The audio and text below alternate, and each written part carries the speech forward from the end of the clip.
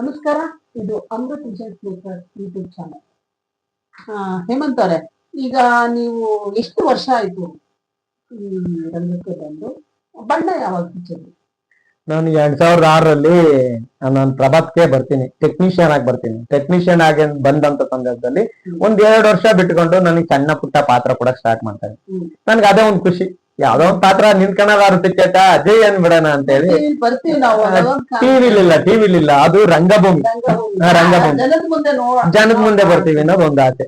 ಆ ಒಂದ್ ಮೂಮೆಂಟ್ ಅಲ್ಲಿ ಯಾವ್ದೋ ಒಂದ್ ಪಾತ್ರ ಅಲ್ಲೆಲ್ಲೋ ನಿಂತ್ಕೊಳ್ಳೋದು, ಒಂದೇನೋ ಕೊಡೋರು.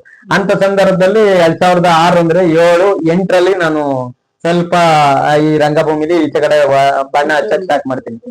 ನೋಡ್ತಾ ಇದ್ರಿ ಮಾಡ್ತೀನಿ ಅನ್ನೋದು ಬರುತ್ತೆ. ಆ ಬಂದಂತ ಸಂದರ್ಭದಲ್ಲಿ ನಾನು 2008ರಿಂದನೂ ಬಣ್ಣ ಹಚ್ಚಿದ್ದೀನಿ. ಹಚ್ಕೊಂಡ್ ಬರ್ತಾ ಬರ್ತಾ ಬರ್ತಾ ಬರ್ತಾ ಆಮೇಲೆ ನಾನು ಹೇಳ್ದೆ, ಹಿಂದೆ ಹಳೆ ಜರ್ನಿ ಹಿಂಗ್ ಬಂದೆ, ಹಿಂಗ್ ಮಾಡ್ತೆ, ಈ ತರ ಮಾಡ್ದೆ, ಹಿಂಗ್ ಮಾಡ್ತೆ ಅಂತ ಹೇಳ್ದೆ. ಆಮೇಲೆ ಅಷ್ಟೇ ಅಲ್ದಲ್ಲೇ ಆಮೇಲೆ ಚಾನಲ್ಗಳಿಗೂ ಸಹ ನಾನು ಕೆಲವು ಚಾನಲ್ಗೆ ಹೇಳ್ದೆ, ನಿಮ್ಗೆ ಈ ತರ ಮಾಡಿರು, ಈ ತರ ಮಟ್ಟಿರು, ಬಹಳ ಬೇಜಾರಾಯ್ತು ಅಂತ ಹೇಳ್ಬಿಟ್ಟು. ಅಷ್ಟೇ ಅಲ್ಲ, ನಾನು ಬರೀ ಚಾನಲ್ ಅಲ್ಲಿ ಸೀರಿಯಲ್ ಇದು ಅಂದ್ಕೊಂಡು ಹೋಗ್ಲಿಲ್ಲ. ಆಮೇಲೆ ನನ್ಗೆ ಇನ್ನೊಂದೇನ್ ಇಂಟ್ರೆಸ್ಟ್ ಬಂತು ಅಂತಂದ್ರೆ, ನಾನು ಕಾಮಿಡಿ ಕಿಲಾಡಿಗಳಾಗ್ಬೋದು, ಇಲ್ಲ ಯಾವನ ಬೇರೆ ಒಂದ್ ಸ್ವಲ್ಪ ನನ್ಗೆ ಏನ್ ಹೇಳೋರು ಅಂದ್ರೆ, ನಾನು ಎಲ್ಲಾನ ಹೋಗಿ ಒಂದ್ ಸಿನಿಮಾಗೆ ಅಂತ ಆಡಿಷನ್ಗೆ ಹೋದ್ರೆ, ಆಡಿಷನ್ಗೆ ಹೋಗಿದ್ದಾಗ ಏನ್ ಹೇಳೋರು, ನೀನ್ ಯಾಕೆ ಕಾಮಿಡಿ ಕಿಲಾಡಿ ಮಾಡ್ಬೋದು, ನೀನ್ ಸಖತ್ತಾಗಿ ಅದ್ಭುತವಾಗಿ ಮಾಡ್ತೀಯಾ, ಒಂದ್ ಕುಡ್ಕುನ್ ಕ್ಯಾರೆಕ್ಟರ್ ಆಗ್ಬೋದು, ಮತ್ತೊಂದ್ ಆಗ್ಬೋದು, ಸಖತ್ತಾಗಿ ಮಾಡ್ತೀಯ, ನೀನ್ ಯಾಕೆ ಮಾಡ್ತೀರಾ ಅಂತ ಕೇಳಿರು. ನಾನ್ ಅಂತ ಸಂದರ್ಭದಲ್ಲಿ ಏನೋ ಆಗ್ಬೋದಲ್ಲ ಅಂತ ಹೇಳ್ಬಿಟ್ಟು ಒಂದು 3-4 ಸಲ ನಾನು ಕಾಮಿಡಿ ಕಿಲಾಡಿಗೆ ಆಡಿಷನ್ಗೆ ಹೋಗಿದ್ದೀನಿ. 2 ರೌಂಡ್ ಸೆಲೆಕ್ಷನ್ ಆಗೋದು, 3ನೇ ರೌಂಡ್ಗೆ ಆಗ್ತಿರ್ಲಿಲ್ಲ. ಯಾಕೆ ಅಂತ ನೀವ್ ಕೇಳಕ್ಕೂ ಆಗಲ್ಲ, ನಾವ್ ಹೇಳಕ್ಕೂ ಆಗಲ್ಲ. ಯಾಕೆ ಅಂತಂದ್ರೆ ಕಾರಣಗಳು 108 ಇದಾವೆ. ಹಂಗಾಗಿ ಇಲ್ಲಿ ಏನಾಗುತ್ತೆ ಅಂತಂದ್ರೆ, ಇವತ್ತಿನ ಜನರೇಷನ್ ಏನಾಗ್ಬಿಟ್ಟಿದೆ ಅಂತಂದ್ರೆ, ನೀನ್ ರಂಗಭೂಮಿ ಬಂದಿದ್ಯಾ ಅಂದ್ರೆ ನೀನ್ ರಂಗಭೂಮಿ ಬೆಲೆ ಇಲ್ಲ. ನೀನು ಯಾವ್ದೋ ಒಂದು ಸುಮ್ನೆ ಏನು ಗೊತ್ತಿಲ್ಲದ ಬರೋಲೇ ಅಂತ ಹೇಳ್ಬಿಟ್ಟು ಏನೋ ಕಿತ್ಕಾಡ್ಕೊಂಡು ಎಗರಾಡ್ಕೊಂಡು ಹೋಗಿ ನೀನ್ TRP ಅಂದ್ರೆ ಜನಕ್ಕೆ ಏನ್ ಬೇಕಾಗಿರೋದು ವ್ಯೂಸ್ ಬೇಕು. ಆ ವ್ಯೂಸ್ ಆಗಿರೋನ್ನ ಹಿಡ್ಕೊಂಬತ್ತ, ಅವ್ನು ಏನಾನ ಆಗಿರ್ಬೋದು, ನಿನ್ನ ಅಲ್ಲಿ ಕುಂಡಿಸ್ಕೊಂತೀಪ. ಇವತ್ತು ಇನ್ಸ್ಟಾಗ್ರಾಮ್ ನಲ್ಲಿ ಕೆಟ್ಟದಾಗ ಯಾರು ಮಾಡ್ತಾರೋ ಅವ್ರನ್ನ ಖಂಡಿತ ಅದೇ ಒಂದು ಉದ್ದೇಶಕ್ಕೆನ ನಾನು ಯಾವ್ದೇ ಸೀರಿಯಲ್ ಆಗ್ಬೋದು, ಮತ್ತೊಂದಾಗ್ಬೋದು, ಹೋಗಕ್ಕೆ ಕರೀತಾರೆ ಪಾಪ. ನಾನು ಅವ್ರು ಕರೆಯೋದ್ ತಪ್ಪಿಲ್ಲ, ನಾನು ಹೋಗೋದು ಬಿಡೋದು ನನಗೆ ಸೇರಿದ್ದು. ನನಗ್ ಬಹಳ ಬೇಜಾರಾಗಿದ್ದೇನಪ್ಪಾ ಅಂತಂದ್ರೆ, ಈ ಒಳಗಿನ ಗುಟ್ಟುಗಳು ಬಹಳ ಬೇಜಾರಾಗ್ತವೆ. ಏಕೆ ಅಂತಂದ್ರೆ ಕಲಾವಿದ್ರು ಇದಾರೆ, ನೋಡಿ ಮಾಡಿಸಿ ಅಂತ ಕಲಾವಿದ್ರು ಅವಕಾಶ ಕೊಡಿ, ಅವಕಾಶ ಕೊಡಿ. ನೀವು ಎಲ್ಲಿಂದನೋ ಬಂದಿರನ್ನ ಈಗ ಏನೋ ಒಂದು ಇದನ್ ತಾಂಬಂದ್ಬಿಡ್ತೀರಾ, ಏನೋ ಅಲ್ಲಿ ವ್ಯೂಸ್ ಅಲ್ಲಿ ಅವನೇನೋ ಬೈದಿರ್ತಾನೆ, ಮತ್ತೊಂದ್ ಮಾಡಿರ್ತಾನೆ. ಅಲ್ಲಿ ನಮ್ ಸಮಾಜಕ್ಕೆ ಮೆಸೇಜ್ ಕೊಡೋ ಅಂತ ಕೆಲ್ಸಗಳು ಒಂದು ನಡೀತಾ ಇಲ್ಲ. ಸಮಾಜಕ್ಕೆ ಮೆಸೇಜ್ ಕೊಡೋ ಅಂತ ಕೆಲ್ಸಗಳು ಒಂದು ನಡೀತಾ ಇಲ್ಲ. ಬರೀ ಏನೋ ಬಿಟ್ಟು ಆಮೇಲೆ ಏನೋ ಕೆಟ್ಟದಾಗಿ ಮಾಡಿರೋನ್ಗೂ ಇವತ್ತು ಒಳ್ಳೆ ವ್ಯೂಸ್ ಆಯ್ತು ಅಂದ್ರೆ ಅವ್ನ್ ಕರ್ಕೊಂಬಂದು ಚಾನಲ್ ಅಲ್ಲಿ ಕುಂಡಿಸ್ಕೊಂತ ಇದ್ದೀರಾ. ಹಂಗಾಗಿದೆ. ಆತರ ಆಗೋದ್ರಿಂದ ನಮ್ ಮನ್ಸಿಗೆ ತುಂಬಾ ಏನು ಇದಾಗುತ್ತೆ ಅಂದ್ರೆ, ನಾವು ರಂಗಭೂಮಿ ಮಾಡಿ ನಾವು ಸೀರಿಯಲ್ ಸಿನಿಮಾಗೆ ಅಂತ ಬಂದಾಗ ನಮ್ ಮನ್ಸು ಎಷ್ಟು ಇದಾಗುತ್ತೆ. ಅದಕ್ಕೆ ನನ್ ಮನ್ಸು ಇವತ್ತು ಯಾವ್ದೇ ಸೀರಿಯಲ್ ಕರೋರು ನಾನು ಯಾಕೆ ಹೋಗ್ತಾ ಇಲ್ಲ, ಯಾಕೆ ಮಾಡ್ತಾ ಇಲ್ಲ ಅಂತಂದ್ರೆ, ಸಿನಿಮಾ ವರ್ಷಕ್ಕೊಂದೇ ಆಗ್ಲಿ ಪರವಾಗಿಲ್ಲ, ನನ್ಗೆ ಒಂದೇ ವರ್ಷಕ್ಕೊಂದೇ ಆಗ್ಲಿ. ಈ ತರ ಮೋಸ, ಅನ್ಯಾಯ, ಅಕ್ರಮಗಳಿಗೆ ಅವು ಇದಿಲ್ಲ ಅಂದ್ರೆ ಏನ್ ಗೊತ್ತಾ, ಇವತ್ತು ಒಳ್ಳೆ ಕಲಾವಿದನ್ನ ಎಲ್ಲ ಹೊರಗಡೆ ಇಡ್ತಾ ಇದ್ದೀರಾ, ಯಾರನ್ನೋ ಕರ್ಕೊಂಬಂದ್ ಮ್ಯಾಲ್ ಕುಂಡ್ರಿಸ್ತಾ ಇದ್ದೀರಾ. ನನ್ಗೆ ಅದಕ್ಕೆ ಇದನ್ ಕಂಡ್ಬಿಟ್ಟು ಬರೇ ಸಿನಿಮಾಗಳನ್ನೇ ಮಾಡ್ಕೊಂಡ್ ಬರ್ತಾ ಇದೀನಿ ನಾನು. ಮತ್ತೆ ರಂಗಭೂಮಿ ಬಿಟ್ಟಿಲ್ಲ, ಮತ್ತೆ ಅವೇರ್ನೆಸ್ ಬಿಟ್ಟಿಲ್ಲ. ನಾನು ಅವೇರ್ನೆಸ್ ಇವತ್ತು ಮಾಡ್ತಾ ಇದ್ದೀನಿ. ನಾನು ಮೊನ್ನೆ ಒಂದ್ ಆಡ್ ಶೂಟ್ ಮಾಡಿದೆ HIV ತುಂಬಾ ಅದ್ಭುತವಾಗಿ ಬಂತು. ಕಲಾವಿದ ಅಂತಂದಾಗ ನಾನು ಎಲ್ಲಾ ಆಕ್ಟಿಂಗ್ ಮಾಡಕ್ಕೆ ಇದ್ ಮಾಡ್ತೀನಿ. ಯಾಕಂದ್ರೆ ಪರಕಾಯ ಪ್ರವೇಶ ಮಾಡ್ಬೇಕು. ಹಿಂದೆ ವಜ್ರಮುನಿ ಅಪ್ಪಾಜಿ ಅವ್ರು ಮಾಡ್ತಿದ್ರು, ರಾಜ್ಕುಮಾರ್ ಅಪ್ಪಾಜಿ ಅವ್ರು ಮಾಡ್ತಿದ್ರು, ಆಮೇಲೆ ಪುನೀತ್ ರಾಜ್ಕುಮಾರ್ ಅವರು ಮಾಡ್ತಾ ಇದ್ರು, ಪ್ರತಿಯೊಬ್ರು ಮಾಡ್ತಾ ಇದ್ರು ಪರಕಾಯ ಪ್ರವೇಶ. ಆ ಪರಕಾಯ ಪ್ರವೇಶ ಮಾಡಿದಂತ ಸಂದರ್ಭದಲ್ಲಿ ಜನ ನನ್ನ ಇಂಟ್ರೆಸ್ಟ್ ಪಡ್ತಾರಲ್ಲ, ಅಷ್ಟ್ ಸಾಕು. ನಾವು TRPಗೋಸ್ಕರನ ನಾವು ಎಲ್ಲೋ ಹೋಗಿ ಏನೋ ಮಾಡ್ಕೊಂಡು ಇದ್ ಮಾಡಕ್ತಿನ 10 ಜನ ವೀಕ್ಷಣೆ ಮಾಡಿರ್ತಾರೆ ನಮ್ಮನ್ನ. ಯಾವ್ದು ರಂಗಭೂಮಿಲಿ ಆಗಿರ್ಬೋದು, ಸಿನಿಮಾದಲ್ಲಾಗಿರ್ಬೋದು, ವೀಕ್ಷಣೆ ಮಾಡಿರ್ತಾನೆ. ಸಾಕು. ನಾನು ಆತರ ಜನಕ್ಕೆ ನಾನು ದೇವ್ರನ್ನ ಕೈ ಮುಗಿತೀನಿ. ಅವ್ರ ಕಾಲಿಗೆ ಬಿದ್ರು ಇದಾಗಲ್ಲ. ಯಾಕೆಂತಂದ್ರೆ ಇವತ್ತು ಅಲ್ಲಿ ಒಳ್ಳೆ ಮೆಸೇಜ್ ಆಗ್ಲಿ, ಒಂದ್ ಇದಾಗ್ಲಿ, ಅದು ಇವ್ರಿಗೆ ಡೈರೆಕ್ಟ್ ಬಿಟ್ಟಿರುತ್ತೆ.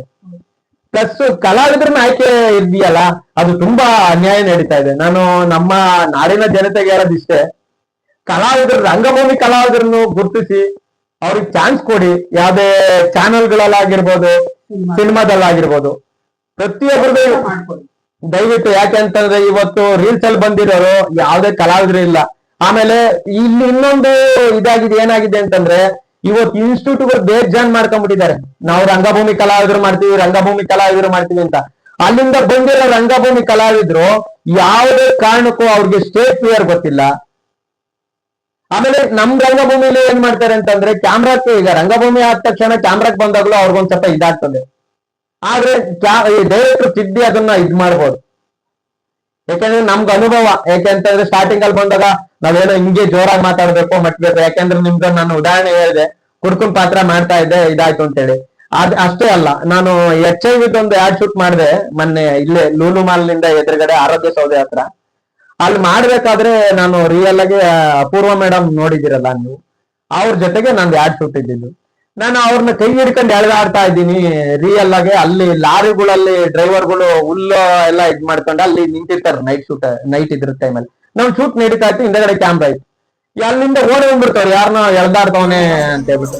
ಇಲ್ಲೆಲ್ಲ ನಮ್ಗೆ ಸ್ಟಾಪ್ ಮಾಡ್ಕೊಂಡು ಕಲಾವಿದ್ರು ಅಂತಂದಾಗ ನಾವು ಆತರ ಒಂದು ಇನ್ವಾಲ್ವ್ ಆಗ್ತೀವಿ, ಪರಕಾಯ ಪ್ರವೇಶ ಮಾಡ್ತೀವಿ. ಆಕ್ಟಿಂಗ್ ಅಲ್ಲಿ ನನ್ಗೆ ಒತ್ತು ಕೊಡ್ಬೇಕು. ಎಲ್ಲಾ ಕಲಾವಿದ್ರಿಗೂ, ರಂಗಭೂಮಿ ಕಲಾವಿದ್ರಿಗೂ ಒಂದ್ ಸ್ವಲ್ಪ ಒತ್ತು ಕೊಡಿ ಅಂತ ಕೇಳ್ಕೊಂತೀನಿ. ಈಗ ನಟನಿಗೆ ನಾವು ಧಾರಾವಾಹಿ ಆಗಿ ಸಿನಿಮಾ ಆಗಿ ಬರ್ಬೇಕು ಅಂದ್ರೆ ರಂಗಭೂಮಿ ಪಾಯ. ಹೌದೌದು ಹೌದು, ಎಲ್ಲ ಆಡು ಭಾಷೆ ಇದೆ. ಹೌದು. ಇವತ್ತು ಏನಾಗಿದೆ, ಸಿನಿಮಾ ಸೀರಿಯಲ್ಗಳಲ್ಲಿ ಯಾರು ದುಡ್ಡು ಇಟ್ಕೊಂಡು ಜಾಸ್ತಿ ಬರ್ತಾರಲ್ಲ, ಇವತ್ತು ಧಾರಾವಾಹಿಗಳಲ್ಲಿ ಮತ್ತೆ ನಮ್ಮ ಸಿನಿಮಾಗಳಲ್ಲಿ ಯಾರು ದುಡ್ಡಿದೆ, ದುಡ್ಡು ಹಾಕಿ ಅವರು ಹೀರೋಗಳಾಗ್ತಾ ಇದ್ದಾರೆ, ಪಾತ್ರಗಳನ್ನ ತಗೋತಾ ಇದ್ದಾರೆ.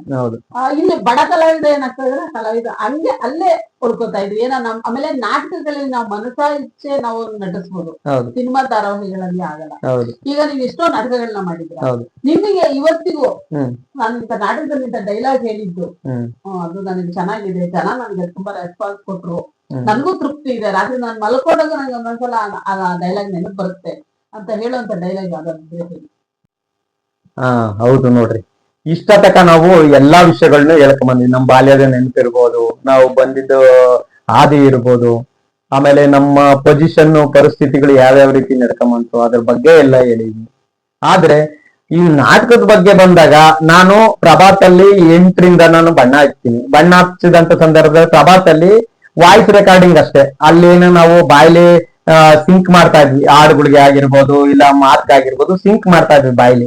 ಇನ್ನ ನಾವು ಹೊರಗಡೆ ನಾಟಕಗಳಿಗೆ ಬಂದಾಗ ಈ ಕಿರುಗೂರಿನ ಗೈಯಾಳಿಗಳು ಮಾಡಿವಿ, ಆಮೇಲೆ ಪುಂಗಿ ಅಂತ ಮಾಡಿವಿ, ಸಂಗಮ ಮಾಡಿವಿ, ಕರ್ಣಕುಲಂ ಮಾಡಿವಿ. ಆಮೇಲೆ ಕರ್ಣಕುಲಂ ಅಂತ ಬಂದಂತ ಸಂದರ್ಭದಲ್ಲಿ ನನಗೊಂದು ಜ್ಞಾಪನ ಬರುತ್ತೆ. ಕರ್ಣ ನಮ್ಮ ಅಣ್ಣ, ಅವನು ಅರಮನೆಯಲ್ಲಿ ಇರ್ತಾನೆ, ನಮ್ಮ ಹತ್ರ ಯಾವಾಗ್ಲೋ ಒಂದ್ ಟೈಮ್ ಬಂದು ಹೋಗ್ತಾ ಇರ್ತಾನೆ. ಆದ್ರೆ ತಂದೆ ತಾಯಿಗೆ ಅವನ ಮೇಲೆ ಜಾಸ್ತಿ ಪ್ರೀತಿ ಇರೋದು. ಯಾಕೆಂದ್ರೆ ಕರ್ಣನು ಸಾಕ್ ಮಗ, ನಾನು ಸಾಕ್ ಮಗ, ಅವನ ಮೇಲೆ ಪ್ರೀತಿ ಇರುತ್ತೆ. ಅವನಲ್ಲಿ ಏನ್ ಮಾಡ್ಕೊಂಡೋ ಏನೋ ಎತ್ಲ ಅಂತ. ಅವನಿಗೆ ಯುದ್ಧ ಸ್ಟಾರ್ಟ್ ಆಗುತ್ತೆ. ಆ ಸ್ಟಾರ್ಟ್ ಆದ ಸಂದರ್ಭದಲ್ಲಿ ಕರ್ಣ ಒಬ್ನೇ ಅವನೇ ಮಗ, ನೀನಾನ ಹೋಗ್ಬಾರ್ದಾ ಹಂಗೆ ಹಿಂಗೆ ಅಂತ ಅಪ್ಪ ಅಮ್ಮ ಹೇಳ್ತಾರೆ. ಆ ಹೇಳ್ದಂತ ಸಂದರ್ಭದಲ್ಲಿ ನಾನೇನ್ ಮಾಡ್ತೀನಿ, ಆಯ್ತು ನಾನು ಹೋಗ್ ಬರ್ತೀನಿ ಅಂತ ಹೇಳ್ಬಿಟ್ಟು ನಾನು ರಂಗಭೂಮಿಗೆ ಹೋಗ್ತೀನಿ. ಲಾಸ್ಟ್ ಸೀನ್ ಅಲ್ಲಿ ರಂಗಭೂಮಿಗೆ ಹೋದಂತ ಸಂದರ್ಭದಲ್ಲಿ ಅಲ್ಲಿ ರಂಗಭೂಮಿ ನಡೆಯೋದು ನಮ್ಗೆ ಏನು ಗೊತ್ತಿರಲ್ಲ. ನಾವು ಮಾತಿರ್ತೀರಿ, ಇಲ್ಲಿ ಮೀನ್ ಹಿಡ್ಕೊಂಡು ಜೀವನ ಮಾಡ್ತಕ್ಕಂತ ಒಂದು ಜನಾಂಗ. ಅಲ್ಲಿನ ಸಂಸ್ಕೃತಿಗೂ ಮತ್ತೆ ನಾವು ಹೋಗಿ ರಂಗಭೂಮಿ ನಿಂತಾಗ ನಮ್ಗೇನ್ ಭಯ ಆಗುತ್ತೆ, ಇಲ್ಲಿ ರಕ್ತ ಇದನ್ನೆಲ್ಲ ನೋಡ್ಬಿಟ್ಟು. ಆ ಒಂದು ಸಂದರ್ಭದಲ್ಲಿ ನನ್ಗೊಂದು ಡೈಲಾಗ್ ಜ್ಞಾಪನ ಇವಾಗ್ಲೂ ಬರ್ತದೆ. ಆ ಡೈಲಾಗ್ ಏನಪ್ಪಾ ಅಂತಂದ್ರೆ, ಆ ರಂಗಭೂಮಿ ಎಲ್ಲ ಕೆಂಪಾಗಿರುತ್ತೆ ಆ ಜನದಿದ್ದು. ಅಂದ್ರೆ ನಮ್ಮ ಅಣ್ಣ ಯುದ್ಧ ಮಾಡ್ತಾ ಇರ್ತಾನಲ್ಲ, ನನಗ್ ಭಯ. ಯಾಕೆ ಅಂತಂದ್ರೆ ಏನೋ ಒಬ್ಬ ಮನುಷ್ಯ ಈಗ ಎಲ್ಲೋ ಕಾಡ್ನಲ್ಲಿ ಬೆಳೆದಿರೋ ಮನುಷ್ಯನ್ ತಾಮಂದು ಸಿಟಿ ಒಳಗ್ ಬಿಟ್ಟಾಗ ಈ ವೆಹಿಕಲ್ ಮುಂದಗಡೆ ಓಡಾಡಕ್ ಹಿಂದು ಮುಂದೆ ನೋಡ್ತಾನಲ್ಲ, ಆ ತರ ಒಂದ್ ಪೊಸಿಷನ್ ಅಲ್ಲಿ ಆ ಒಂದ್ ಡೈಲಾಗ್ ಇದೆ. ಆ ಡೈಲಾಗ್ ಹೇಳ್ಬೇಕು ಅಂತಂದ್ರೆ ಬಹಳ ಅದ್ಭುತವಾಗಿದೆ ಅದು. ಈಗ ಆ ಡೈಲಾಗ್ ಹೇಳ್ತೀನಿ. ಅಯ್ಯಪ್ಪ, ಎಲ್ಲೆಲ್ಲೂ ಬಾಣ, ಬರ್ಜಿ, ಕುದುರೆ, ರಥ, ಹೊಡೆದಾಟ, ಕಿತ್ತೇಡರೇನು, ಬಿದ್ದರೆ ಎಣಗಳೇನು ಅಂತ ಜನದಲ್ಲಿ ನನ್ ಜೀವ ಅಂದಾಗೆ ನೋಡಿಲ್ಲ. ಅಯ್ಯೋ, ಎಲ್ಲಾ ಒಂದೇ ತರ ಕಿರೀಟ, ಯಾರ್ಯಾರಂತಾನೆ ಗೊತ್ತಾಗ್ತಿಲ್ಲ. ಬರೋ ರಕ್ತದ ಮಳು, ದೂರಿನ ಪರದೆ, ಚೀನಾರೋ ಕೂಗು, ಎಷ್ಟೋ ದೂರ ನಿಂತಿರು ನಮಗೂ ರಕ್ತದಾನಿಗಳು ಕೆಪ್ಪಾಗಿದೆ. ಈ ಒಂದು ಡೈಲಾಗ್ ಅನ್ನ ಕೊಡ್ತಾರೆ. ಆ ಒಂದು ಸನ್ನಿವೇಶಕ್ಕೆ ಜನ, ನಾನು ಆ ಸ್ಟೇಜ್ ಮೇಲಿಂದ ಬಾಯಿ ಬಿಡ್ಕೊಂಡ್ ಬರ್ಬೇಕಾದ್ರೆ ಮತ್ತೆ ಆ ಡೈಲಾಗ್ ಹೇಳ್ಬೇಕಾದ್ರೆ ಜನ ಬಹಳ ಇಂಟ್ರೆಸ್ಟ್ ಆಗಿ ನೋಡ್ತಾ ಇರೋದು. ಆ ಒಂದು ಖುಷಿ ನನ್ಗೆ ತುಂಬಾ ಅದ್ಭುತವಾಗಿರೋದು. ಆಮೇಲೆ ಅದ್ರೊಳಗೆ ಕಾಮಿಡಿಗಳು ಸಹ ಬರ್ತಾ ಇದ್ವು, ತುಂಬಾ ಅದ್ಭುತವಾದ. ಯಾಕಂದ್ರೆ ರಂಗಭೂಮಿ ಅಂದ್ರೆ ಇವತ್ತು ನಮ್ಮನ್ನ ಮೈ ಮರೆಸ್ತದೆ. ಹಂಗಾಗಿ ನಾನು ರಂಗಭೂಮಿನಲ್ಲಿ ತುಂಬಾ ಇದಾಗಿ ಬಂದೆ. ಇವತ್ತು ನಾನು ರಂಗಭೂಮಿ ಮಾಡ್ಕೊಂಡು ಸಿನಿಮಾಗಳು ಮಾಡ್ಕೊಂಡು ಹೋಗ್ತಾ ಇದ್ದೀನಿ. ಹಾಸ್ಯ ಕುಡ್ಕೊಂಡ್ ಡೈಲಾಗ್ ಬೇಕು ಅಂತಂದ್ರೆ ನನಗೀಗ ಸಿನಿಮಾದಲ್ಲಿ ತಗೊಬೇಕಾಗತ್ತೆ. ಯಾಕೆಂತಂದ್ರೆ ನನಗೆ ಇದ್ರಲ್ಲಿ ರಂಗಭೂಮಿ ಯಾವನು ಕುಡ್ಕೊಂಡ್ ಕ್ಯಾರೆಕ್ಟರ್ಗಳು ಅಂತೇಳಿ ನನ್ಗೆ ಯಾವ್ದು ಇದ್ ಮಾಡ್ಲಿಲ್ಲ. ನಾನ್ ಸಿನಿಮಾದಲ್ಲಿ ಬಂದಂತ ಸಂದರ್ಭದಲ್ಲಿ ನನಗೆ ಬೇಜಾನ್ ಕುಡ್ಕೊಂಡ್ ಪಾತ್ರ ಕೊಟ್ರು. ಆಮೇಲೆ ಎಲ್ಲದಕ್ಕಿಂತ ಹೆಚ್ಚಾಗಿ ನನ್ಗೆ ಅವೇರ್ನೆಸ್ ಮಾಡ್ತಾ ಇದ್ದೆ. ಅವೇರ್ನೆಸ್ ಅಂತಂದ್ರೆ ಇವತ್ತು ತಿಳುವಳಿಕೆ ಇದ್ ಮಾಡ್ತಕ್ಕಂಥದ್ದು. ನಾನು ಜನಗಳಿಗೆ ಹೇಳೋದಿಷ್ಟೇ, ಫಸ್ಟ್ ರಂಗಭೂಮಿಗೆ ಬನ್ನಿ, ಆಮೇಲೆ ನೆಕ್ಸ್ಟ್ ಅವೇರ್ನೆಸ್, ಆ ಬೀದಿ ನಾಟಕಗಳು ಅಂತ. ವಜ್ರಮುನಿ ನಟ ಭಯಂಕರ ಖಳನಾಯಕ ಒಂದು ಕಾಲದಲ್ಲಿ ಸುಮಾರು 20-30 ವರ್ಷಗಳ ಸಿನಿಮಾ ರಂಗವನ್ನ ಆಳಿದಂತಹ ಖಳನಾಯಕನ ಸಂಬಂಧಿಕರು ಅಂದಾಗ ಎಲ್ಲ ಒಂದ್ ಕಡೆ ಮೈ ರೋಮಾಂಚನ ಆಗುತ್ತೆ. ಯಾಕೆಂದ್ರೆ ನಾವು ಅವ್ರ ಸಿನಿಮಾಗಳನ್ನ ನೋಡ್ಕೊಂಡು ಬೆಳೆದವರು. ಅವರು ಕಲ್ದಲ್ಲಿ ಬಂದ್ರು ನಾವು ಏನೋ ಮಾಡ್ಕೊತಾ ಇಲ್ಲ ಅಂತ ಒಂದು ಪರಿಸ್ಥಿತಿ ಇರುತ್ತೆ. ಅಂತವರು ಒಂದು ಸಂಬಂಧಿಕರು ಅಂತ ಕೇಳಿದಾಯ್ತು. ಎರಡನೇ ಈಗ ಹೇಳಿದ್ದೆ ನಾನು. ನಮಸ್ಕಾರ. ನಾನು ವಜ್ರಮುನಿ ಅಪ್ಪಾಜಿ ಅವರ ಅಣ್ಣ ತಮ್ಮದಿರು ಅಂದ್ರೆ ರಿಲೇಷನ್. ನಾವು ಒಂದೇವ್ರಿಗೆ ಅಕ್ಕಿ ಹಾಕೋರು, ಅಣ್ಣ ತಮ್ಮದಿರು ಅಂತ ಹೇಳಿ. ನಾನು ನಿಮ್ಗೆ ಹೇಳ್ದೆ, ನಾನು ಏನಂತ ಹೇಳ್ದೆ, ಪ್ರಭಾಸ್ಗೆ ಹೋಗೋಕ್ಕಿಂತ ಮುಂಚೆಗೆ ನನ್ನ ಎಲೆಕ್ಟ್ರಿಕಲ್ ಕೆಲಸ, ಅದೇ ಟೆಕ್ನಿಷಿಯನ್ ಕೆಲಸಕ್ಕೆ ಇದನ್ನ ನಮ್ಮ ಫಸ್ಟ್ ಸಿನಿಮಾಗೆ ಕೇಳ್ಕೊಂಡಿದ್ದೆ ವಜ್ರಮುನಿ ಅವ್ರ ಮಗನ್ ವಿಶ್ವಣ್ಣನವ್ರ. ಯಾಕೆ ಅಂತಂದ್ರೆ ಅವ್ರಿಗೊಂದ್ ಕೈ ಮುಗಿಬೇಕು. ಯಾಕೆ ಅಂತಂದ್ರೆ ಇವತ್ತು ಅವ್ರು ನನ್ಗೊಂದ್ ವಿಷಯ ಹೇಳಿದ್ರು, ಬ್ಯಾಡ ಕಣ ಸಿನಿಮಾ, ನೀನ್ ಊರ್ ಕಡೆ ಏನಾನ ಮಾಡ್ಕೊಂಡಿರು ಅಂತಾನ. ಆದ್ರೂ ನಾನು ಅವ್ರನ್ನ ಅಣ್ಣ ನಿನ್ ಏನಾದ್ರೂ ಮಾಡಿ ನನ್ ಕೊಡ್ಸ್ಬೇಕು ಅಂದಾಗ ನನ್ನ ಆಸೆನ ಈಡೇರಿಸಿರು. ಯಾಕೆ ಅಂತಂದ್ರೆ ನನ್ನ ಆಸೆನ ನನ್ಗಿದ್ದಿದ್ದು ಒಂದು ಗುರಿ, ಕನಸು, ಹೌದು, ಈಡೇರಿಸಿರು. ಆ ಅಂತ ಸಂದರ್ಭದಲ್ಲಿ ನಂದೊಂದು ಗುರಿ ಇನ್ನೊಂದ್ ಏನಪ್ಪಾ ಅಂತಂದ್ರೆ, ಇವತ್ತು ವಜ್ರಮುನಿ ಅಪ್ಪಾಜಿ ಅವರು ಅಂತಂದ್ರೆ ಇವತ್ತು ಸಿನಿಮಾ ನೋಡ್ತೀವಿ ನಾವು, ಸಿನಿಮಾದಲ್ಲಿ ಮಾತ್ರ ನೆನಪು ಬರ್ತಾರೆ. ನಿಜ ಜೀವನದಲ್ಲೂ ಅವ್ರು ಅದೇ ರೀತಿ ನಡ್ಕೊಂಡಂತ ವ್ಯಕ್ತಿಗಳು. ಯಾಕೆ ಅಂತಂದ್ರೆ ನಮಗೆ ಅದೆಲ್ಲ ಗೊತ್ತಿಲ್ಲ, ಜನಗಳು ಹೇಳೋದು. ನಾನು ಅಲ್ಲೇ ಆಜುಬಾಜು ಅಲ್ಲಿ ಮನೆ ಹತ್ರ ಹೋದಾಗ, ಮತ್ತೊಂದ್ ಕಡೆ ಹೋದಾಗ ಅವರು ಅಲ್ಲಿ ಹೇಳ್ತಕ್ಕಂತ ಒಂದು ಇದನ್ನ ನೋಡಿದ್ರೆ, ಅವ್ರ ಜೊತೆಗೆ ಕೂಡಾಡಿ ಬೆಳೆದಂತ ಒಂದು ಸಂದರ್ಭದಲ್ಲಿ ಅಲ್ಲಿರ್ತಕ್ಕಂಥ ಫ್ಯಾಮಿಲಿಗಳಾಗಿರ್ಬೋದು, ಮತ್ತೊಬ್ರಾಗಿರ್ಬೋದು, ಅವ್ರು ಹೇಳ್ತಾರೆ ನಿಜ ಜೀವನದಲ್ಲಿ ಅವರು ಸಿನಿಮಾದಲ್ಲಿ ಮಾತ್ರ ವಿಲನ್ ಆಗಿದ್ರು, ನಿಜ ಜೀವನದಲ್ಲಿ ಅವರು ತುಂಬಾ ಜನಕ್ಕೆ ಹೆಲ್ಪಿಂಗ್ ನೇಚರ್ ಮಾಡಿದ್ದಾರೆ, ತುಂಬಾ ಹೆಲ್ಪಿಂಗ್ ನೇಚರ್ ಮಾಡಿದ್ದಾರೆ. ಹೌದು ಹೌದು. ನೋಡ್ರಿ, ಒಂದು ನಾನು ಹೆಂಗ್ ಹೇಳ್ತೀನಿ ಅಂತಂದ್ರೆ, ಇವತ್ತು ಎಂತೆಂತ ದೊಡ್ಡ ವ್ಯಕ್ತಿಗಳು ನಮ್ ರಿಲೇಷನ್ ಅಲ್ಲಿ ಜಡ್ಜ್ ಆಗಿದ್ದಾರೆ, ಮತ್ತೊಂದಾಗಿದ್ದಾರೆ, ಕೆಲಸದಲ್ಲಿದ್ದಾರೆ, ನನ್ಗೆ ಯಾರು ಏನು ಹೆಲ್ಪಿಂಗ್ ಮಾಡ್ಲಿಲ್ಲ. ಅದೇ ನಮ್ಮ ವಜ್ರಮುನಿ ಅಪ್ಪಾಜಿ ಅವ್ರ ಮಗ. ಯಾಕಂದ್ರೆ ಈ ಗುಣ ನಾನು ಹೇಳ್ತಾ ಇದ್ದೀನಿ. ಯಾಕೆಂತಂದ್ರೆ ನಾನು ಬೇರೆ ಕಡೆ ನನಗೆ ಸಂಬಂಧಿಕರು ಇರ್ಬೋದು, ಮತ್ತೊಂದು ಇರ್ಬೋದು, ನನ್ನ ಹೆಸರು ಹೇಳಿಲ್ಲ ಅನ್ಬೋದು, ನನಗೆ ಕಷ್ಟ ಸುಖಕ್ಕಾಗಿರೋರು ಇರ್ಬೋದು. ಇವತ್ತು ಅವತ್ತು ನಾನು ಕೇಳಿದಂತ ಒಂದು ಇದ್ರಲ್ಲಿ ನಾನು ಸೇರ್ಬೇಕಣ್ಣ ಅಂತಂದಾಗ ಅವ್ರಿಗೆ ಅಪ್ಪಾಜಿ ಅವ್ರು ಭಾಷೆ ತಗೊಂಡಿದ್ದಾರೆ ನಮ್ಮ ವಿಶ್ವಣ್ಣಗೆ, ಸಿನಿಮಾಗ್ ಹೋಗ್ಬೇಡ್ರಿ, ರಾಜಕೀಯಕ್ಕೆ ಹೋಗ್ಬೇಡ್ರಿ ಅಂತೇಳಿ. ಅವ್ರು ಅದೇ ಉದ್ದೇಶ ಇಟ್ಕೊಂಡು ನಮ್ಮ ಹುಡುಗ ಹಾಳಾಗ್ ಹೋಗ್ತಾನೆ, ಬೇಡ ಕಣ ನೀನ್ ಈ ತರ ಮಾಡು ಅಂತ ಹೇಳಿರು. ಇಲ್ಲ ಕಣ ನಾನು ಹೋಗ್ಲೇಬೇಕು ಅಂದಾಗ ನನ್ಗೆ ಪಾಪಣ್ಣವ್ರನ್ನ ಪರಿಚಯ ಮಾಡಿ, ನೀನ್ ಇಂತ ಇದಕ್ಕೆ ಇದ್ ಮಾಡು ಅಂತ ಹೇಳಿ ಕಳಿಸ್ತಾರೆ. ಆ ಕಳಿಸ್ತಂತ ಸಂದರ್ಭದಲ್ಲಿ ನಾನು ಅವಾಗ ಲೈಟಿಂಗ್ ಕೆಲ್ಸಕ್ಕೆ ಸೇರ್ಕೊಳಕ್ಕೆ ಇವರೇ ಕಾರಣ ನಾನು ಮುಂದುವರಿಯಕ್ಕೆ. ಯಾಕೆಂದ್ರೆ ನಮ್ ವಿಶ್ವಣ್ಣ ಇವತ್ತು ನಾನು ಅವ್ರು ಯಾಕೆ ಅಂತಂದ್ರೆ ಅವ್ರನ್ನ ಒಂದು ಏನಾಗ್ಲಿ ಹಿಂಗ್ ಐತಣ್ಣ ಅಂತಂದ್ರೆ ಹಿಂಗ್ ಹೋಗೋ ಹಿಂಗ್ ಮಾಡೋ ಅಂತ ಹೇಳ್ತಾರೆ. ಅಂತ ಒಂದ್ ಇದ್ರಲ್ಲಿ ನಾನು ಬೆಳ್ಕೊಂಬಂದೆ. ಅವರು ನನ್ಗೆ ಇನ್ನೊಂದ್ ಏನ್ ಹೇಳ್ತಾರೆ ಅಂತಂದ್ರೆ, ನೀನು ಇದನ್ನೇ ಒಂದು ಇದನ್ ಮಾಡ್ಕೊಂಬೇಡ, ಜೊತೆ ಒಳಗೆ ಏನಾದ್ರೂ ಮನೆ ಕಡೆ ಕೆಲಸ ಮಾಡಿ. ಯಾಕಂದ್ರೆ ಬುದ್ಧಿವಾದ ಹೇಳಿರು ನನಗೆ ಬುದ್ಧಿವಾದ ಹೇಳಿರು. ಅವತ್ತು ಅವ್ರು ಹೇಳಿದ ಒಂದ್ ಮಾತುನು ನನಗೆ ಜ್ಞಾಪನದಲ್ಲಿ ಬಂತು. ಪ್ರತಿಯೊಂದು ಇದು ಮಾಡ್ಕೊಂಡು ಬಂದೆ. ಆಮೇಲೆ ಇನ್ನೊಂದು ನಾನು ಏನು ಹೇಳಕ್ ಇಷ್ಟಪಡ್ತೀನಿ ಅಂದ್ರೆ, ಇವತ್ತು ಈ ವಜ್ರಮುನಿ ಅಪ್ಪಾಜಿ ಅವರು ಅಷ್ಟೊಂದು ಸಿನಿಮಾಗಳು ಮಾಡಿರು. ಅವ್ರ ಸ್ವಂತ ಸಿನಿಮಾನು 7 ಸಿನಿಮಾ ಮಾಡಿ ಲಾಸ್ ಆಗ್ತಾರೆ. ಲಾಸ್ ಆದಂತ ಸಂದರ್ಭದಲ್ಲಿ ಅವ್ರು ತುಂಬಾ ಇದಾದಂತ ಸಂದರ್ಭದಲ್ಲಿ ಅವ್ರಿಗೆ ಯಾವ್ದೇ ಇದ್ರಲ್ಲಿ ಚಿತ್ರರಂಗದಲ್ಲಾಗ್ಲಿ ಮತ್ತೊಂದಾಗ್ಲಿ ನಾವು ತಗೊಳಪ್ಪ ನೀನ್ ಕಳ್ಕೊಂಡಿದ್ಯಾ ಅಂತ ಯಾರು ಕೊಡ್ಲಿಲ್ಲ. ಆ ಒಂದು ಉದ್ದೇಶಕ್ಕೆ ನೀವು ಮಕ್ಳುಗಳು ಹೋಗ್ಬೇಡ್ರಿ ಅಂತ ಹೇಳ್ಬಿಟ್ಟು ಅವರು ಬಹಳ ಎಚ್ಚರಿಕೆ ಇದ್ ಮಾಡ್ತಾರೆ. ಆ ಎಚ್ಚರಿಕೆ ಮಾಡಿದಂತ ಸಂದರ್ಭದಲ್ಲಿ ಅದೇ ಇದನ್ನ ನನಗೆ ವಿಶ್ವಣ್ಣವ್ರು ಹೇಳಿದ್ರು. ಯಾಕೆಂತಂದ್ರೆ ನೀವು ಮನೆ ಕಡೆ ಕೆಲಸ ಮಾಡ್ಕೊ, ಆರಾಮಾಗಿರು, ಈಗಕ್ಕೆಲ್ಲ ಬೇಡ ಅಂತ ಹೇಳ್ತಾರೆ. ನನಗೆ ತುಂಬಾ ಅವ್ರು ಹೇಳಿದ್ದೊಂದು ಇದು ತುಂಬಾ ಇಂಟ್ರೆಸ್ಟ್ ಆಗಿ ಇಡುತ್ತು. ಆಮೇಲೆ ಅವ್ರದ್ದು ಇವತ್ತು ಹೇಳ್ಬೇಕು ಅಂತಂದ್ರೆ, ವಜ್ರಮುನಿ ಅಪ್ಪಾಜಿ ಅವ್ರು ಎಲ್ಲಿ ಸಿನಿಮಾದಲ್ಲಿ ನೆನಪಿಗೆ ಮಾತ್ರ. ಇವತ್ತು ನಮ್ಗೆ ಅಂಬರೀಷ್ ಅಪ್ಪಾಜಿ ಆಗಿರ್ಬೋದು, ಇಲ್ಲ ರಾಜ್ಕುಮಾರ್ ಅಪ್ಪಾಜಿ ಆಗಿರ್ಬೋದು, ಇಲ್ಲ ಪುನೀತ್ ರಾಜಣ್ಣವರು ಸಮಾಧಿ ಆಗಿರ್ಬೋದು, ಇವತ್ತೆಲ್ಲ ಕಣ್ಣಿಗೆ ಕಾಣ್ತವೆ. ಇವತ್ತು ವಜ್ರಮುನಿ ಅಪ್ಪಾಜಿ ಅವರು ಒಂದು ಸಮಾಧಿ ಕಣ್ಣಿಗೆ ಕಾಣಲ್ಲ, ಸರ್ಕಾರಕ್ಕೆ ಕಣ್ಣಿಗೆ ಕಾಣಲ್ಲ. ನನ್ನ ಆಸೆ ಅನಿಸಿಕೆ ನಾನೇನಾನು ದೇವರು ಭಗವಂತ ಜನಗಳಿಂದ ನನ್ನ ಒಳ್ಳೆ ಹೀರೋ ಆಗಿ ಬೆಳೆಸಿ ನನ್ ಕರುನಾಡಿ ಜನತೆಗೆ ನನ್ನ ಒಂದ್ ಎತ್ತರಕ್ಕೆ ಬೆಳೆಸಿದೆ. ನಾನ್ ಜನಗಳಿಗೋಸ್ಕರನೇ ಬಹಳ ಮುಡುಪಾಗಿರ್ತೀನಿ. ಯಾಕೆಂತಂದ್ರೆ ಇವತ್ತು ನಾನು ಕೂಲಿ ಮಾಡ್ತಿರೋನು, ಇವತ್ತು ನಾನು ಕೂಲಿ ಮಾಡಿ ನನ್ನ ಜೀವನದಲ್ಲಿ ಹೊಂಚ್ಕೊಂಡ್ ತಿಂತೀನಿ, ನನ್ಗೇನ್ ತೊಂದ್ರೆ ಇಲ್ಲ. ಭಗವಂತ ನನಗೆ ಕೂಲಿ ಮಾಡೋ ಕೆಪಾಸಿಟಿ ಕೊಟ್ಟಾನೆ, ಪ್ರತಿಯೊಂದು ಮಾಡೇನೆ. ನನಗೇಂತ ಏನೋ ಮೇಲಕ್ಕೆ ಎತ್ತರವಾಗಿ ಬೆಳೆದ್ರೆ ಈ ತರ ಮೂಲಿಗೆ ನಿಂತಿರೋ ಒಂದು ಕಲಾವಿದ್ರು, ಈಗ ನಮ್ಮ ವಜ್ರಮುನಿ ಅಪ್ಪಾಜಿ ಅವ್ರದ್ದು ಎಲ್ಲೋ ಸಮಾಧಿ ಮನೆ ಹತ್ರ ಇದೆ. ಇಲ್ಲಿ ಯಾರನ್ನ ಬಂದ್ ನೋಡ್ಬೇಕು ಅಂದ್ರೆ ಸಮಾಧಿನೇ ಇಲ್ಲ. ಅದನ್ನ ತುಂಬಾ ನಮ್ಮ ವಿಶ್ವಣ್ಣವರು ಬಹಳ ಪ್ರಯತ್ನ ಪಟ್ರು, ಆಗ್ಲಿಲ್ಲ. ಯಾಕೆ ಅಂತಂದ್ರೆ ಅದು ಮೂಲೆ ಗುದಿ ಆಗ್ಬಿಟ್ಟಿದೆ ಇವತ್ತು ಕರ್ನಾಟಕದಲ್ಲಿ. ಕರ್ನಾಟಕ ಜನತೆ ನಂಗೆ ಕೇಳ್ಕೊಳ್ಳೋದಿಷ್ಟೇ, ಅಂತ ಕಲಾವಿದರಿಗೆ ಒಂದು ಎಲ್ಲಾದ್ರೂ ಯಾಕೆಂತಂದ್ರೆ ಜಾಗ ಅಂತ ಹೇಳಿ ಗುರ್ತಿಸಿ ಅವ್ರನ್ನ ನೋಡಕ್ ಒಂದು ಆಸ್ಪದ ಮಾಡ್ಕೊಂಡ್ರೆ ಇವತ್ತು ಅವರ ಅಭಿಮಾನಿಗಳು ಸಾವಿರಾರು ಜನ, ಲಕ್ಷಾಂತರ ಜನ ಇದ್ದಾರೆ. ಅವ್ರಿಗೊಂದು ಎಲ್ಲಾದ್ರೂ ಜಾಗ ಕೊಟ್ಟು ಅವ್ರ ಸಮಾಧಿ ಆಗ್ಬೇಕು ಅಂತ ಕೇಳ್ಕೊಂತೀನಿ. ಆಮೇಲೆ ಎಲ್ಲಕ್ಕಿಂತ ಹೆಚ್ಚಾಗಿ ನಾವು ಇವತ್ತು ಕಲಾವಿದ್ರು, ನೀವು ಕಲಾವಿದ್ರು, ಪ್ರತಿಯೊಬ್ರು ಕಲಾವಿದ್ರು. ನಾವು ಶಿವಕುಮಾರ್ ಹೆಬ್ಬಾಳ ಇರ್ಬೋದು, ಪ್ರತಿಯೊಂದು ಇವತ್ತು ನಮ್ಮ ದೊಡ್ಡ ದೊಡ್ಡ ಕಲಾವಿದ್ರು ಇರ್ಬೋದು, ಸುದೀಪ್ ಸಾರ್ ಇರ್ಬೋದು, ಎಸ್ ಆರ್ ಇರ್ಬೋದು, ಪುನೀತ್ ರಾಜ್ಕುಮಾರ್ ಸಾರ್ ಇರ್ಬೋದು, ಆಮೇಲೆ ದರ್ಶನ್ ಸಾರ್ ಇರ್ಬೋದು, ಆಮೇಲೆ ದುನಿಯಾ ವಿಜಯ್ ಸಾರ್ ಇರ್ಬೋದು, ಆಮೇಲೆ ಪ್ರತಿಯೊಬ್ರು ಕಲಾವಿದ್ರು, ನಮ್ ಕಲಾವಿದ್ರು ಎಲ್ಲಾರು ಇವತ್ತು ಎಲ್ಲಾರು ದೊಡ್ಡ ದೊಡ್ಡದಾಗಿ ಬೆಳೀತಾ ಇದಾರೆ, ಅನುಕೂಲ ಆಗ್ತಾ ಇದೆ. ಅವರು ಒಂದು ವೇಳೆ ಒಂದ್ ಸಿನಿಮಾ ಮಾಡೋ ಮತ್ತೊಂದ್ ಮಾಡೋ ಮೂಲಿಗೆ ಬಿದ್ರು ಅಂದ್ರೆ ಯಾರು ನೋಡ್ತಾ ಇಲ್ಲ. ಈ ಕಲಾವಿದರಿಗೆ ಅನುಕೂಲ ಆಗ್ಬೇಕು. ಯಾಕೆ ಅಂತಂದ್ರೆ ಇವತ್ತು ಚಲನಚಿತ್ರ ವಾಣಿಜ್ಯ ಮಂಡಳಿ ಇದಾವೆ, ಪ್ರತಿಯೊಂದು ಇದಾವೆ.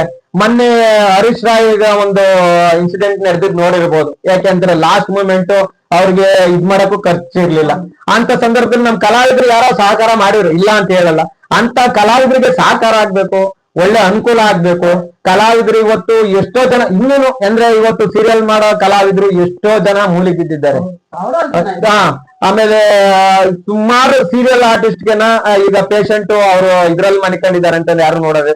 ಇಲ್ಲಿ ಏನಾಗ್ಬಿಟ್ಟಿದೆ ಅಂದ್ರೆ ಸಿನಿಮಾ ಅಂತಂದ್ರೆ ನಾವು ಮನೆ ಮಠ ಕೆಲಸ ಎಲ್ಲ ಬಿಟ್ಟು ಇದು ಒಂದು ವೃತ್ತಿ ಅಂತ ನಾವು ಬರ್ತೀವಿ. ಸಿನಿಮಾಗೆ ವೃತ್ತಿ ಅಂತ ಬಂದ ಸಂದರ್ಭದಲ್ಲಿ ನಾವು ಇದನ್ನೇ ವೃತ್ತಿಯಾಗಿ ಮಾಡ್ಕೊಂಡು ಊಟಕ್ಕೂ ಕಾಸಿಲ್ಲ, ಇದಕ್ಕೂ ಕಾಸಿಲ್ಲ, ಪ್ಲಸ್ ಲಾಸ್ಟಿಗೆ ಮನೆ ಮಠನೂ ಇಲ್ಲ. ಈ ತರ ಮಾಡ್ಕೊಂಡು ಎಷ್ಟೋ ಕಲಾವಿದ್ರು ಬೀದಿಲಿ ಇದ್ದೀವಿ. ಎಲ್ಲಾರು ನಾವು ಸೇರ್ಸಿ ಹೇಳ್ತಾ ಇದೀವಿ, ಬೀದಿಲಿ ಇದ್ದೀವಿ. ಅಂತ ಕಲಾವಿದರಿಗೆ ಎತ್ಕೊಳ್ಬೇಕು ಅನ್ನೋದು ನನ್ನ ಆಸೆ ಇದೆ. ಯಾಕೆಂದ್ರೆ ನಾನು ಒಬ್ಬ ಕಲಾವಿದನಾಗಿ ನಂದು ಅದೇ ಆಸೆ ಇರೋದು. ಮತ್ತೆ ಈ ಕಲಾವಿದರಿಗೆ ಏನಾಗುತ್ತೆ ಅಂತಂದ್ರೆ ಹುಷಾರಿಲ್ಲ, ಆರೋಗ್ಯ ಸಮಸ್ಯೆ ಆಯ್ತು ಅಂತ ಸಂದರ್ಭದಲ್ಲಿ ಯಾವ ಕಲಾವಿದ್ರು, ಯಾಕಂದ್ರೆ ಅವ್ರು ಹೋಗಿ ನೋಡಕ್ ಇವ್ರಿಗೂ ಕಾಸಿಲ್ಲ. ದೊಡ್ಡ ದೊಡ್ಡ ಕಲಾವಿದ್ರು ಇದ್ರ ಬಗ್ಗೆ ಗಮನ ಕೊಡ್ಬೇಕು ನನ್ನ ಆಸೆ. ಯಾಕೆಂತಂದ್ರೆ ಇವತ್ತು ಬೆಳೆಸಿರೋದು ಈ ಕಲಾವಿದ್ರು ಇರ್ಬೋದು, ಇಲ್ಲ ಪೋಷಕ ಪಾತ್ರದವ್ರು ಇರ್ಬೋದು, ಜೂನಿಯರ್ ಆರ್ಟಿಸ್ಟ್ ಹಿಡಿದು ಪ್ರತಿಯೊಬ್ಬ ಕಲಾವಿದ್ರು ಈಗ ದೊಡ್ಡ ದೊಡ್ಡ ಆರ್ಟಿಸ್ಟ್ಗಳನ್ನಾಗಿ ಬೆಳೆಸಿರ್ತಾರೆ. ಇವತ್ತು ನಮ್ಮನ್ನೇ ಆಗ್ಬೋದು, ಇನ್ನೊಬ್ರನ್ನಾಗ್ಬೋದು, ಮತ್ತೊಬ್ರನ್ನಾಗ್ಬೋದು. ಅವ್ರು ಒಂದ್ ಸ್ವಲ್ಪ ಇಂಥ ಕಲಾವಿದರಿಗೆ ನೋಡ್ಬೇಕು ಅನ್ನೋದು ನನ್ನ ಆಸೆ ಇದೆ. ದೇವ್ರ ಭಗವಂತ ನನಗೇನ ಆ ಒಂದು ಎತ್ತರ ಸ್ಥಾನಕ್ಕೆ, ಈ ದೇವ್ರು ಎಲ್ಲಾರ್ಗಿಂತ ಹೆಚ್ಚಾಗಿ ನಮ್ಮ ಕನ್ನಡ ಜನತೆ, ನಮ್ಮ ಭಾರತದ ಜನತೆ ಪ್ರತಿಯೊಬ್ರು ನಮ್ಮಂತ ಕಲಾವಿದರು, ನಮ್ಮಂತವ್ರನ್ನ ಅಂತಂದ್ರೆ ನನ್ನೇ ಬೆಳೆಸಿ ಅಂತ ಏನಿಲ್ಲ, ಪ್ರತಿಯೊಬ್ಬ ಕಲಾವಿದರು ಇದ್ದಾರೆ. ಅಂತ ಕಲಾವಿದರು ಅಂದ್ರೆ ಸಹಾಯ ಮಾಡ್ತಕ್ಕಂಥ ಕಲಾವಿದರನ್ನ ಬೆಳೆಸಿ